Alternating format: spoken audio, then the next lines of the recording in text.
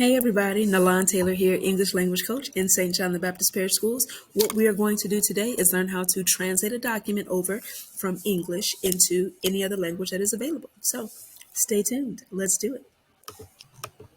What I wanted to do first was open up a Word document. I have one translated already, so I'm going back in there now to see. So someone sent me something, and I'm going to go ahead and open this one up.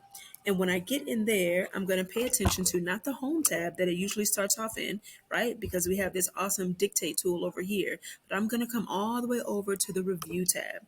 When I get to the Review tab, come to where it says Translate, click there, and then go ahead and click on Translate Document. Now, this opens up into all of the languages that I have available. It recognizes the language that it already has from English, right? Because this is the language of the original document.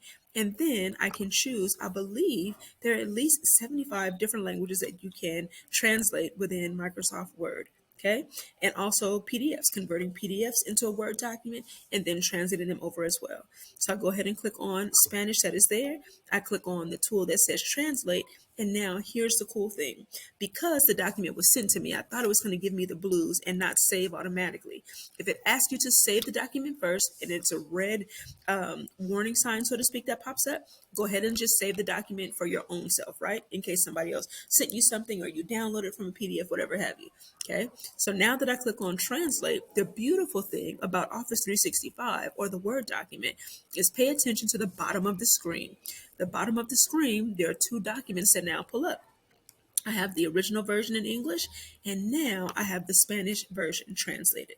Okay, I can easily do this for whatever language it is. So again, I will come back over to my review tab. Let's say now I want to translate the document again so that you can see it. Okay, it should recognize now that this language is now in Spanish, but it doesn't because I did one from English to Spanish. So now this is showing this Spanish version.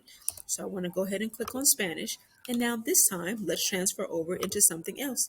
Okay, let's do French this time. All right, I click on Translate again. Gives me a while, and now imagine it opens up a third document. So now I have three documents at the bottom of my screen, and remember, just go back in and save it. So here is my French. It is all one line still. Everything pretty much looks the same. I'm going to give it a glance over, and then I'm going to go ahead and put in quotations or punctuations or whatever it is that I would like to say. Okay, make sure that you save it. Save document, you know how to do that, and then we're done. So that's it, everybody. That is how we save.